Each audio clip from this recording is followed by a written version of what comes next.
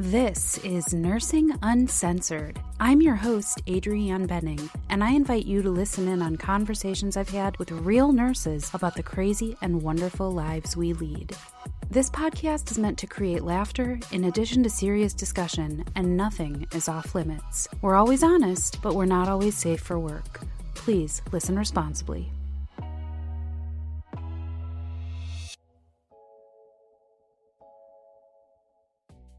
Welcome to Nursing Uncensored. I'm Adrianne, back again today with a topic that many find uncomfortable, but this is a necessary and important conversation. Today, we are going to talk about racism in nursing. Systemic racism is at the forefront of our media and our minds, so I'm inviting a nurse here to share her experiences and perspectives on being a nurse of color in the United States. Now, of course, we're not going to tackle everything and we're not going to solve all these problems, but it's really important that we're making an active effort to learn and grow and hear what people that are different from us have to say. So welcome to the show, Rosa Dominguez Horsley. Hi, how are you doing today? Hi, thank you. I'm doing well. Thank you so much for having me on your podcast. This is a very important conversation that I feel needed to have started, continue, and keep going. Absolutely. This is not a one and done conversation. And this is such a big topic that obviously we're not going to get through every aspect. But I think that it's important that we're just, chipping away at it continuously. And as, a white woman, I constantly want to understand what this really means for people and what the scope of this is and how I can be a part of a solution rather than part of the problem. So I would love to just get started today by asking you to introduce yourself and tell the audience a little bit about you and your journey in nursing as well. Awesome. Thank you. So I am an LPN, that's a licensed practical nurse. I've been nursing since 2009. I grew up as a Air Force brat, which pretty much means I've had the privilege to travel and live in different states and to different countries. I come from a Puerto Rican home, meaning that my parents were born in Puerto Rico and they speak Spanish. My father speaks English. My mother never learned. My father retired as a lieutenant colonel in the United States Air Force. And when he retired with his master's degree in business, he went back to school to become a physician's assistant. Nice. Yes. My father is pretty much the reason why I wanted to be a nurse. He was very inspirational growing up and a very much hard worker, always provided. My mother, her education didn't go beyond middle school. When she met my father, she was actually a factory worker on the island, and the only language my mom knew how to speak was Spanish. And even though she understood English and comprehended it, she could just never speak it. She never mastered it. With her credit, English is a hard language to learn. Yeah, I was just going to say, most people are not bilingual. And so that's especially as an adult, trying to pick up a complicated language when you're already, fully grown. They say that a lot of those language, even though we can learn as adults, by the time you're an adult, your palate is formed, the way you move your mouth, it can be really challenging to all of a sudden learn, and then English on top of it with all our crazy rules. Yes, absolutely. That is absolutely true. And my household growing up, the dynamic, looking back on it, it was just a little weird. My mom only spoke Spanish. Mm-hmm. My dad only spoke Spanish to my mother. We would all be sitting down having conversations. He would speak to her in Spanish only. And then literally, if one of us kids had something to say or he had something to say back to us, he would literally stop speaking Spanish and speak to us in English and then go back to the conversation with my mom in Spanish. Mm-hmm. So pretty much what our household was like growing up. And, I grew up in a suburb of Chicago, and one of my best friends for like years of my life, her mom was from Spain and her dad was from Mexico. And it was a similar situation. Her dad spoke English. Her mom didn't. I mean, she maybe spoke a little bit, enough to get by. But when I would go to her house and I would visit, I would do my best to speak as much as I could in Spanish. And it was so cute because she would try to teach me and like help me. But it was that situation where like if they were talking to their mom, they were speaking in Spanish. But if they were talking to their dad, they would often throw in English. And so it is an interesting, I've witnessed that dynamic. And it was funny because as someone who I didn't learn Spanish until I was in high school. I mean, I learned it just from like being in the community, but I didn't formally start to learn Spanish until I was in high school. So it was, I don't know, I just thought it was interesting that when I would go over there, my brain would click back and forth. It was one of the few environments that I was able to be in casually where like there were multiple languages being spoken in the same conversation. And then when I would go home, my brain would still want to click back and forth between, because for me, it's a very conscious process to go back and forth between English and Spanish in my head. So absolutely. Yeah. So, well, as a child, that becomes just like the norm for you, I imagine, where like you just speak whatever language is, appropriate in that moment. Yeah. Yeah. The reasoning for my father only speaking to us in English was because he felt as though it was extremely important for his kids to be successful and master the English language living in the United States. He knew if we didn't speak English and it was not proper, that we would probably be judged based on that. So he made it very important. That's why he never would have conversations with us in Spanish. Even to this day, as a grown adult, he never speaks to us in Spanish, just English. So he recognized even then that the assimilation into American culture was like necessary for your success, and that absolutely, there was like a negative perception of having any kind of deviation from like what you said, proper English. Correct. I think, white parents, I think they do try to teach their kids proper English, but I don't think the connotation, the result, the risk is not the same. Absolutely. Like I said, my mother did not speak English. We were pretty much her interpreters. If we had parent-teacher conferences at school, I was the interpreter. If my mother had a doctor's appointment, it was very unlikely back then to have available translators like we probably do today. So that family that was with her was her translator. And as a nurse that works in the hospital, I speak enough Spanish to do some basic assessment and communication, but I too rely very heavily on the children and family members of patients, not just Spanish speaking patients, but like anyone who doesn't speak English. Yeah. To like communicate their situation to me. And I have access to translation resources at work, but sometimes, having family there is a godsend. And so when family's not there, it's complicated for, nurses and healthcare providers. So I'm sure that's been an experience that you've had translating for your mom in various situations. Absolutely. A lot of the times, never an issue, but every now and again, you will have that one provider or that one person who will make remarks like, if you're going to live in America, then you really should speak English. And if you can't, then you shouldn't be here. Have we experienced those? Absolutely, but they have been few and far between. Well, that's something, at least. I know that everybody's experience is a little bit different. I'm glad that your experience has been that this isn't the norm. But yeah, please continue. Sure. So I remember being a military brat, starting kindergarten. I was placed in English as second language classes. I spoke English pretty well, but I remember being in ESL classes in kindergarten and first grade, moving around a lot. Sometimes some of the places that we lived in didn't have a very big demographic of Latinos. And if it did, it wasn't necessarily Puerto Rican.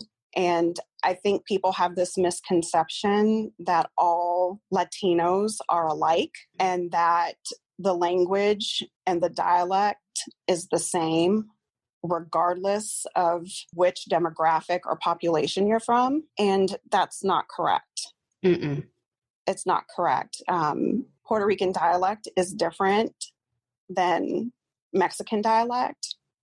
Dialect of those who live in Spain. So even I feel like when we're referred to as a general group, we seem to lose our identity. For sure. Yeah. And I can attest, as someone who learned Spanish from a teacher who spoke like Spanish like they speak in Spain, and then living in a community that had a really diverse population, I had a difficult time, even though I learned some pretty, like, I felt like as far as a high school kid goes, I learned quite a bit of Spanish, but I noticed that there were things that were different that I couldn't pick up on because I didn't know dialect or cultural colloquialisms or whatever. Mm-hmm.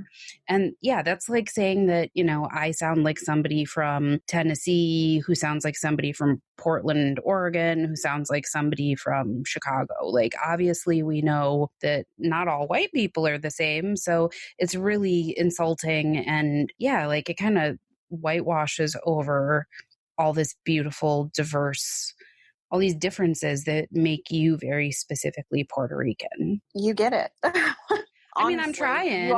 You articulate it so well. And, I haven't experienced these things, but like as someone who grew up in a community where my skin color was the minority, so to speak, I learned to at least appreciate that not everybody's the same. And you can't just assume from looking at somebody anything about them. Like, I've met people that I thought were Hispanic and they're Romanian, or, people that are Middle Eastern and they look like maybe they're South American. I mean, we shouldn't be even trying to guess, like, why does it matter, Absolutely. But a lot of people do. And they sometimes get it wrong. So yeah, to say that like all people that speak Spanish are the same is just like, there's no way that that's possible. There's just no way. No. And absolutely. You articulate it very well. And I guess growing up, moving from place to place, being around, different ethnicities, different religions, different cultures, I kind of find myself, more open-minded than others who probably haven't had that opportunity. Mm-hmm. I currently now live in Virginia, which is pretty much the Bible Belt of the South. And I live in an area which is predominantly, church on every corner. University is Christian based. And unfortunately, here in the South, people don't tend to think that way. And I can remember in high school, not a lot of people looked like me. So you could actually hear people talking about you saying, her skin's not dark enough, her eyes are too light. So I didn't necessarily feel accepted by the Black community. And my hair was, too curly and my skin was too dark to really be accepted by the white community. And unfortunately, living here in the South, that's just pretty much how I felt growing up. How isolating to feel like both kind of demographics that you belong to and you can't really fully identify with either one. And I've heard that a lot, not just from people of biracial backgrounds, but just people that like you look the way you look, and why feel so categorized by that? That's got to be, and that I definitely don't understand, but I listen and I try to understand how isolating that is. It's crazy to me. I feel it's crazy to me because, I'm 41. We're still stuck on some of the same issues from 41 years ago, and it's 2020. Yeah. And to me, it's mind-blowing that we're even in the same place. Right. And that we're still fighting very passionately a lot of these same battles against hatred over something as,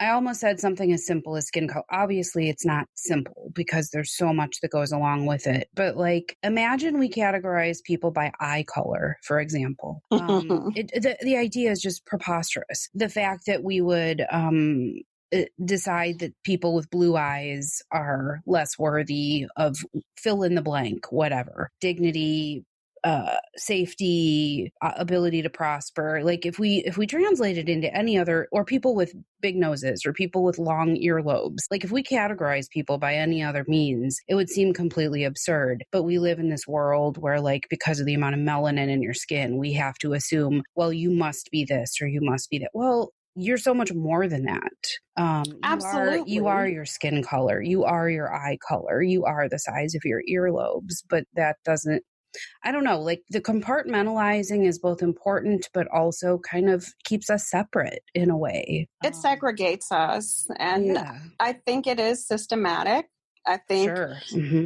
From the beginning of time, it's been purposeful.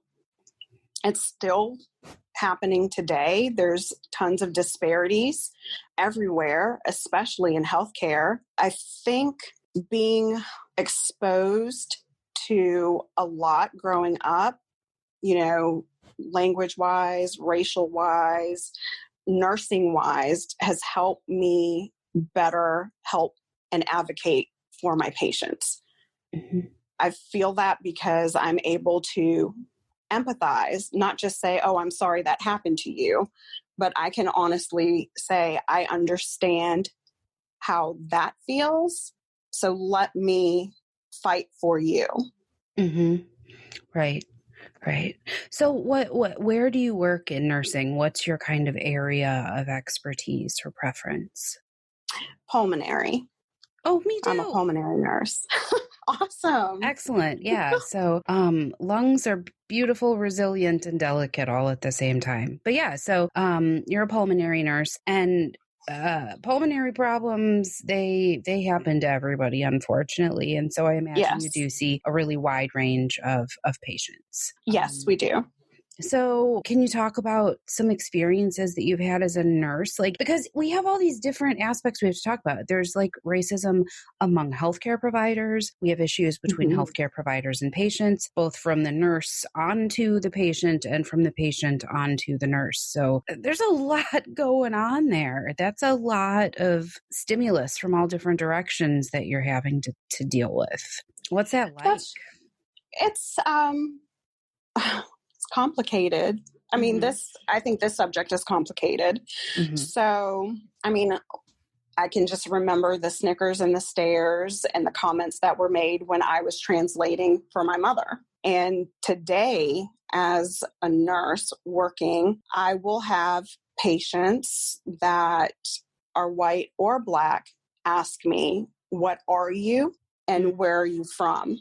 What a question. What are you? What are you? That's literally what they will say. What are you?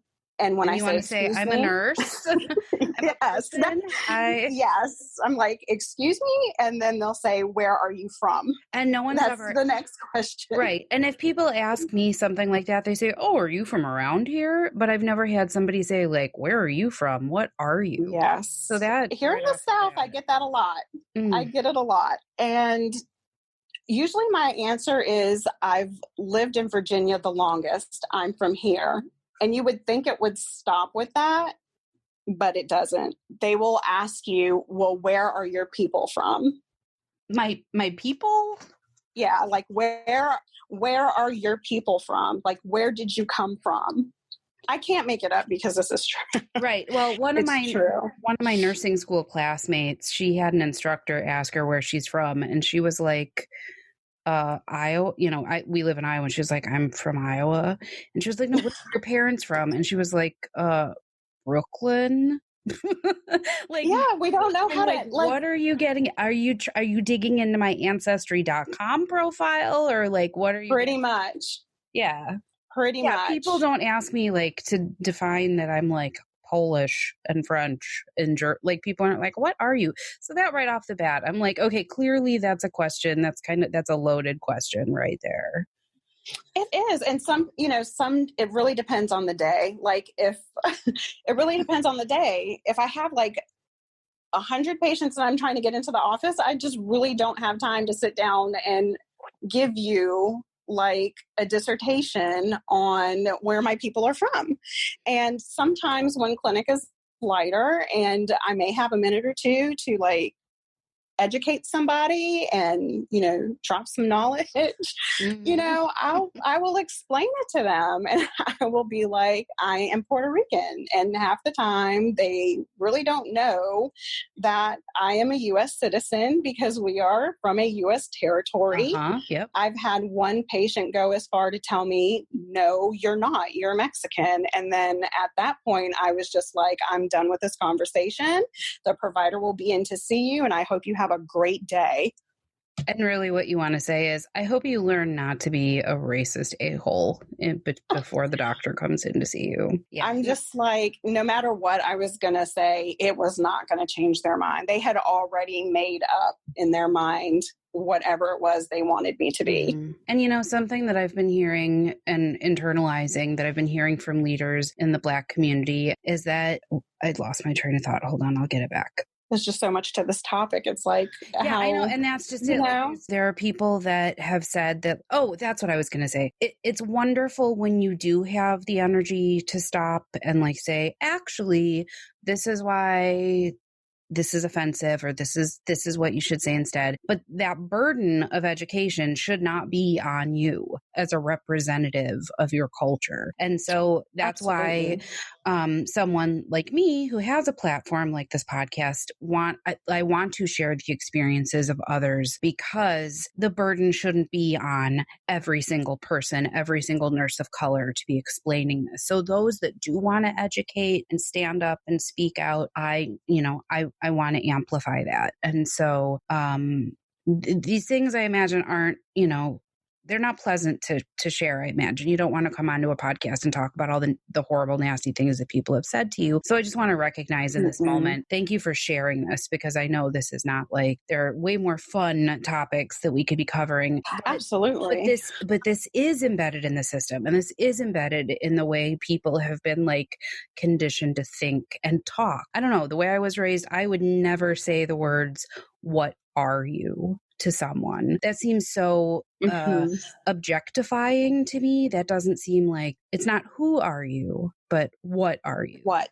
Yeah. Literally like an object. Absolutely. Yeah. And so there's like so many different directions that this is a messed up question. So yeah, those days that you feel like you have the energy and the time to be like, well, actually, here's why that's not the thing to say. But I imagine there are some days when you're just like, look, can you just take your Colace so I can move on to the next room, please? Like, can we not discuss, sometimes when you're doing your job, it's not the time nor the place, It's not. I mean, I really do try if I have the time, because if you legitimately come to me and ask me a question about anything, I have no problem whatsoever to take the time to discuss it with anyone. I mean, all day long, that's totally fine. I get it. But I think it also has to come from a good place. Like if you're asking because you're actually interested, I'm there 1000%. I can talk to you about this, after clinic or, on another day or what have you. But it really is just where it's coming from. What is your intent? Right. Context and tone counts for a lot, the way you phrase a statement. So, it's interesting to know that you are willing to talk about it and you are open to that. Not everybody is, and that's okay. That's okay if you say, actually, that's personal. I'm your nurse and I'm going to take good care of you. But, I want people to feel safe being like, in a professional way, being like, it's none of your business what I am or who I am. Like, do they ask their white doctor, like, what are you? Well, no. Exactly. So these qualifiers become very offensive very quickly. And so, the intention, it's not just the intention, but it's the result of it as well. Even if my intention is good, if I say, what are you, with good intention, it's still, we have to think about what we're saying and whether or not we would say it to someone, that fits like, the stereotypical cultural norm, male, white, cis doctor, like those types of things. If we don't use those qualifiers, then it becomes very dicey very quickly asking someone these questions. So, and you were saying that this is from people of color as well. This just isn't just your white patients that, that say these things. I noticed because, I used to work SNF and long-term care. I never really can remember an instance in which, one of those patients under my care during that time had ever mentioned anything about my ethnicity or my culture. I noticed when I left that type of demographic and started working in an office, patients tend to ask and say some of the craziest things. And I remember this has happened within the last year or so, where I had a patient, a Black patient, ask me if I had a card.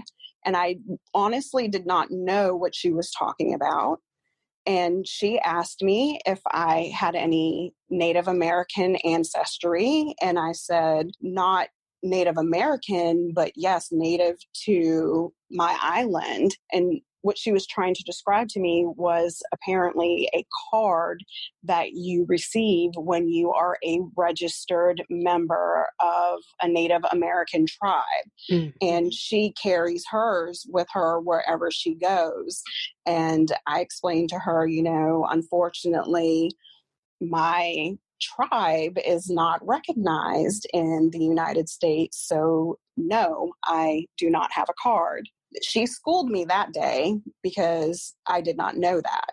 Like, it just totally caught me off guard. Mm-hmm. I didn't know really what else to say other than no and explain why. But I get asked all the time. It's not just by white patients. It's a common question. I imagine that it, like we've talked about, I imagine that it probably depends on context, tone, how they ask, how your day is going as to, Mm-hmm. But people shouldn't assume that, I have people that even though they don't ask me about my race or my heritage or anything like that, people are like, where are you from? What you do? How long you been a nurse? Where'd you go? And sometimes it's because, people just are being chatty and they just want to know more about me. But I've never felt like interrogated by someone for like my competence or my legitimacy in any way. So I think that we, even as someone who, not just when I'm a patient, but also when I'm a nurse, I have to think about, because I'm very curious about my coworkers. I actually just had this discussion with a friend the other day at work that, I work with a number of women that come from other countries. And while I'm very curious about their lives and their experiences, I have to be very careful not to be like, well, tell me all about blah, blah, blah time in your life. Because first of all, I'm trying not to be like a spectator or a tourist of their life. But at the same time, I have genuine interest about their experiences and what they've been through. But as a cis hetero white woman, I want to be careful to be like, well, tell me all about you, because I don't want it to feel like, I don't know what word I'm looking for, fetishized or stereotyped or whatever. So we have to be very careful how we ask people about themselves. I can tell you from my personal experience, anytime someone has come to me and asked me, like legitimately asked me, I have never felt offended. You know what I mean? Like, if you're asking me, in my opinion, you've taken the time out to want to know. I will be more offended if you continue to assume what you assume or tell me what you assume and thinking that that's the correct thing. Mm-hmm. Yeah. Like, when you say, oh, I'm Puerto Rican, and someone says, no, you're Mexican. And you're like, well, what? How can you even say, like, that's like saying, like, you go to the bathroom 5 times a day. Well, how the fuck do you know? How do you know? Anything about me? You don't know. Oh, okay. Okay, sure. But I think a lot of these like individual biases and a lot of the way people approach stuff is because of the way we've been conditioned by our society in general. And, we've talked about, lots of people are talking about how this is systemic. This is not just like personal interactions. Like these are things that are built in to the systems. And as people have said, like these systems were designed to work this way. And the trends of racism that we see in healthcare oftentimes are so ingrained in the system itself that it's really difficult to squash this and piece these things apart, which is why it needs to be like a continued effort. To give an example, I was reading articles, I was doing research on this, and I've even seen this before, not just with Spanish speakers, but anyone that speaks a language other than English, is that in this article, which I'll try to find it again and link it, but they were talking about nurses who were reprimanded for speaking their native language, which was Spanish, at the nurses' station because like other nurses were uncomfortable by it. And this was just like conversations between two nurses that spoke Spanish, and they were basically got in trouble for this, even though one of the things that made them desirable for hiring was the fact that they're bilingual. They're bilingual. And so I think that, like she said in the article, and I've thought this before as well, she said, well, I think in Spanish. So it's easier for me. So if I'm in Spain and I'm sitting with a friend of mine and our native language is English, well, maybe we'll practice our Spanish. But if we need to communicate something important or complex, we're just going to say it in English because that's how your brain, that's the default setting, for lack of a better term, in your brain. So can you speak to this? Have you ever felt that like the things that make you valuable are also the things that kind of get you punishment, for lack of a better term? Yes, I can say that I've had that situation. It wasn't when I was a nurse, it was prior to being a nurse. I had worked at a call center in which we answered phone calls for English speakers and Spanish speakers. And, in this area, the Latino population is not many. So they try to hire Latinos to answer those bilingual calls, but the only time you're expected to be bilingual is when you're on those calls. So if you were sitting next to other people who spoke Spanish and you would have conversations with them, it did make a particular supervisor very upset. She even said she felt like we were speaking about her because she couldn't understand what we were saying. So I can't say in nursing that I felt that way. In nursing now, in my place of employment, we do have some, Spanish speaker patients that come in and, they need assistance because sometimes they don't bring a translator with them, or, they don't have any difficulty understanding English, but like my mother, maybe they just haven't mastered speaking the language. And I have never felt in that way less than at my current job, but I have experienced that in the past with other places of employment. Mm-hmm. Yeah. So, and of course, there are organizations that are much better at their, having a system or a culture in place that doesn't support those things.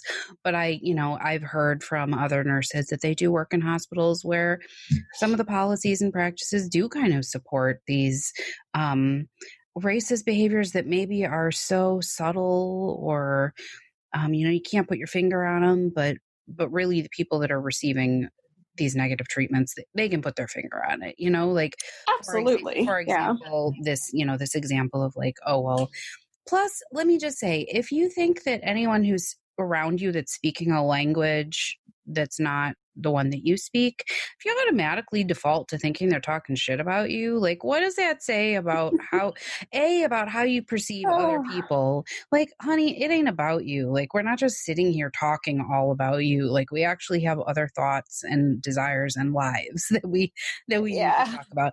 But yeah, no, I totally agree. But how it's just like to assume that it's nefarious, and also that makes me think like, well, what did you do to think that people are talking? You know what I mean? Like there's more to that conversation there. And I encourage people that are in a situation where someone is speaking another language around you, got some great advice for you.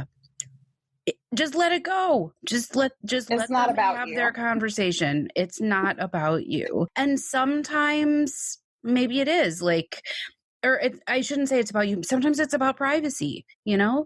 Maybe those two women are talking about their periods in Japanese because they know you don't speak Japanese and they don't want you hearing about what they're talking. Their You know period. what I mean? Like, yeah. Exactly. So, but to assume it's nefarious, I think is another like ingrained form of racism. Like you just automatically assume that they're doing something negative and you're the recipient of that negative behavior. Mm-hmm. I just think that that's just a nefarious way of thinking all the way around. But like you said, like this behavior, it's ingrained, it's learned, it started at home. Mm-hmm. Then it's reinforced, by our public school system. To this day, absolutely. People still think that Christopher Columbus discovered America. Mm-hmm. Yeah. Yep. And, to that, even though I grew up in a really diverse community, I remember in my public elementary school that the ESL kids, the English as second language kids, were all like in a different classroom in a different part of the school than we were. So there was physical segregation, as well as like, even though they were learning English, they weren't like, I think the best way to learn a language is to be immersed in it and to be around people who speak it, and for these students to be pushed on the, other side of the building was something that even though I wasn't told as a child, they're over there, you're over here. Like as a kid, you pick up on these things that like, oh, you never see these students because they're on the other side of the building. Just as I remember in my school, the majority of the Black children that I went to school with were in we call them the BD classes, the behavioral disorder classes. And it was already like ingrained in me, even as a kid who grew up with friends that were all different colors and spoke all different languages and had all these different lifestyles. But we all kind of had these like subtle things that just became normal to us. And it's still happening today. I'm telling you, nothing has changed from when I was in school to when you were in school. It's still happening today. Which is why, a lot of, I hear a lot of people that maybe don't understand this movement to squash racism. And they say like, well, what, it's because this has been going on for forever and it's not right. And it's just perpetuating this system where we see certain people as less than or different than.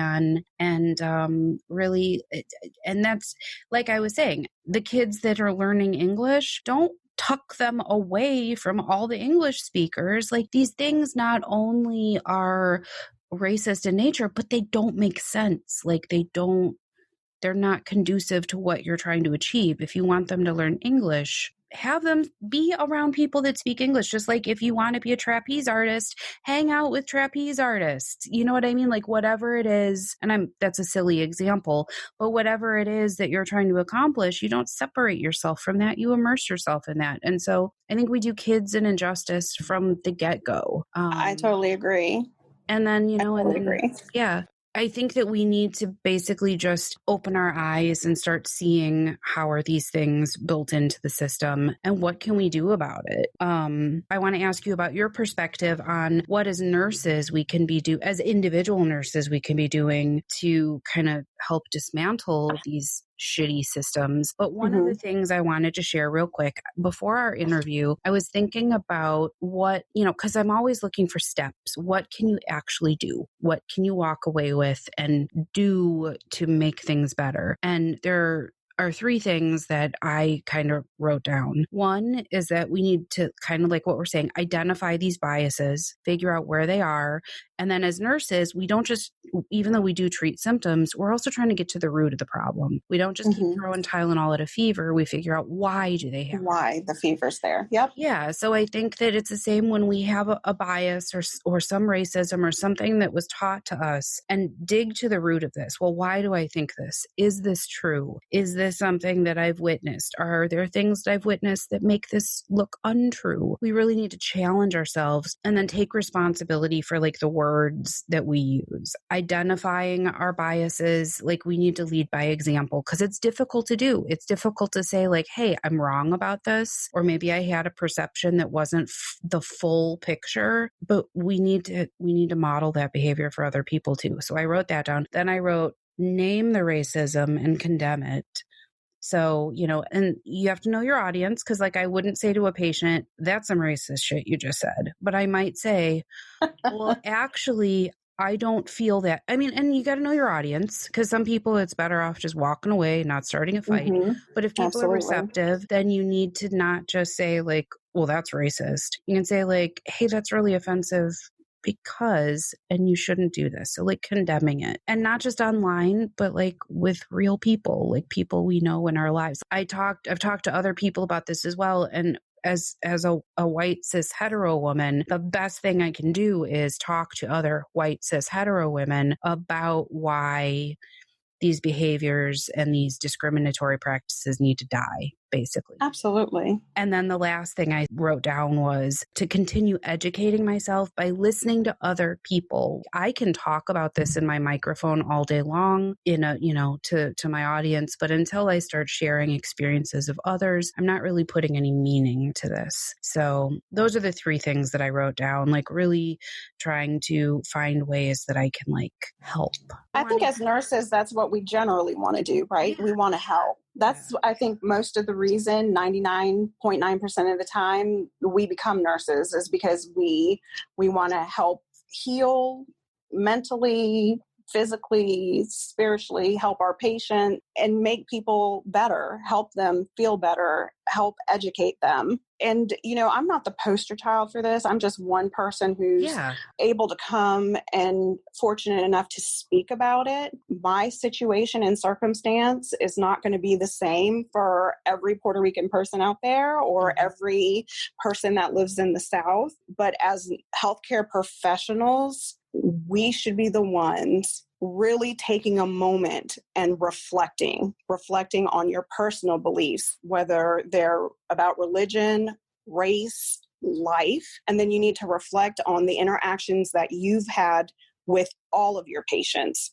and ask yourself, have I ever treated any of these patients differently because of how they looked, because of what type of insurance they've had, because they haven't spoken English? Like really reflect and think about how you treat your patients. Did you give somebody with the same exact disease process these same exact treatments? Or did you differ your treatments? And if so, why? Like you really need to break it down and reflect. You need to treat all your patients for their ailments, and they need to be all treated equally fair every single time, not just some of the time. And I think the only way to do that is to have self-reflection and take that moment and that time out and really think about it. Right. Really get to the root of why did I respond that way, or why did I respond differently? And I do want to reiterate, which we've said a few times in this episode, that one size doesn't fit all. The way you feel about this isn't the way that someone else is going to feel about this. But that's why it's so important that we not just have a one and done conversation, that we as nurses are constantly learning. And I mean, that's what we have to do anyway. We have to do 1 million CEUs a year. You might as well choose to educate yourself on some things that don't just help you provide good, objective medical care, but that also make you a little bit more knowledgeable. And the thing that I find always works and is always received well is if I have a patient and I suspect they have whatever difference, language, culture, preferences, whatever I think the difference is, instead of saying, hey, does your culture mean this? I would say, what are the most important things in your care for the next 12 hours on my shift? And some people will say, it's most important that I not be in pain. Some people will say it's most important that I have my daughter by my side. People will tell you what they want, so you can tailor your care without having to be completely offensive or even not sure if you're being offensive. You can just say, I want to give you care that is tailored to you. What are your priorities? And most people are going to respect the way you ask that, and they're going to be more receptive to telling you what they need because you have laid out an open question, an open blanket for them to bring their desires and needs and concerns to. So I think that's always worked for me. I don't know if you have a different perspective on that, but I agree with you. If we treat people as individuals humans with decency and respect, it's going to go a long way. Yeah. It's going to go a long way, not, just as a nurse, but as a human being. Nobody wants to be treated unequally or feel less than. Mm-hmm. Nobody does, regardless of your race or circumstance. We all just want to be treated with respect and as individuals. So it's extremely important. Your patients, they're individuals. They're not their diagnosis. They're a person who happens to live with it. Right. And I think we need to just be a little bit more understanding. I feel like we need to stop teaching tolerance.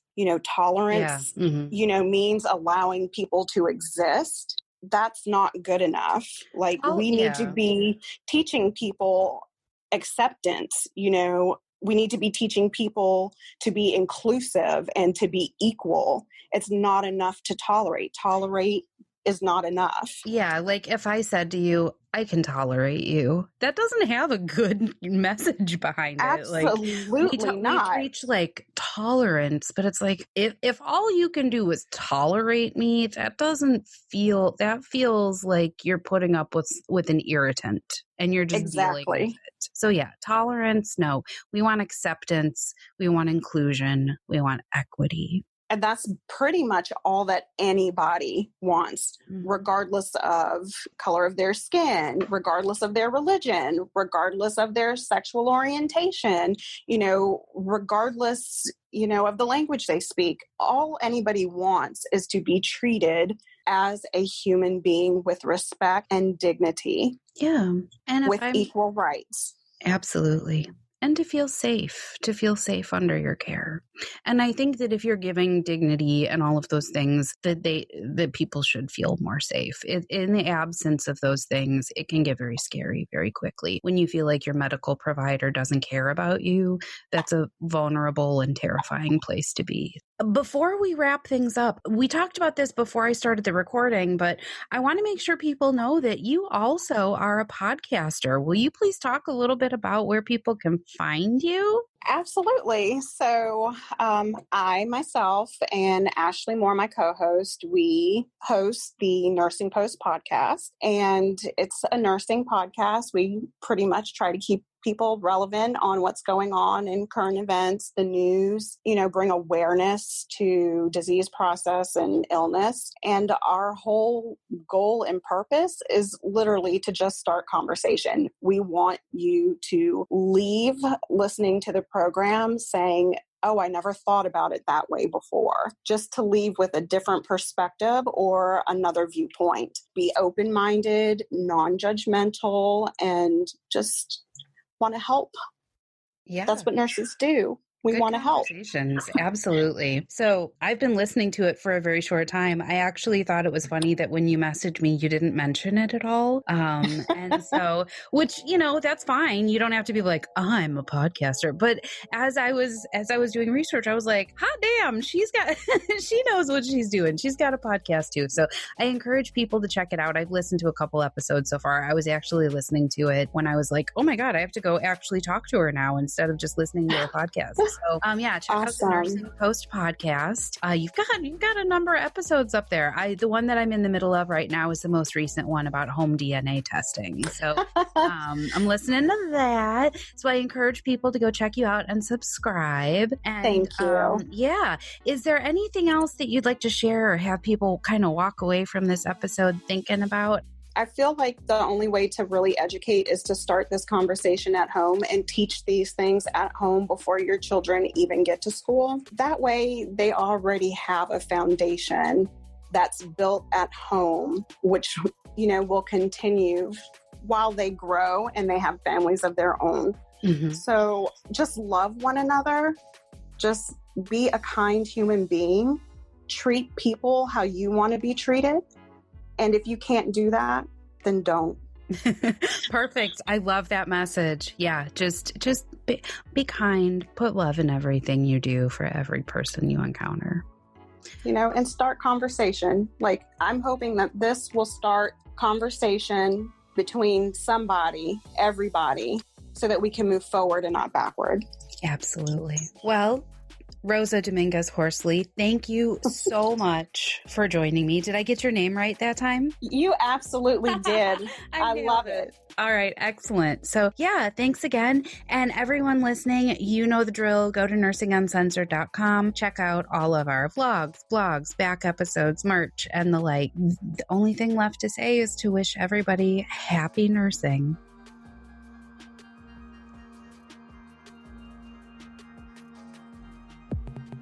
Here at Nursing Uncensored, we may be, well, uncensored, but we're not unfiltered. Protected health information has been changed and concealed to comply with HIPAA. The things we talk about are from years of experience with thousands of patients, things we've read, stories we've heard. If you think we're talking about you, we're definitely not. Also, we're real nurses here to provide helpful and accurate information, but don't take anything we say as fact without doing your own research. Refer to your state's Board of Nursing, Practice Acts, and your institution's policies and procedures if you have questions about your practice.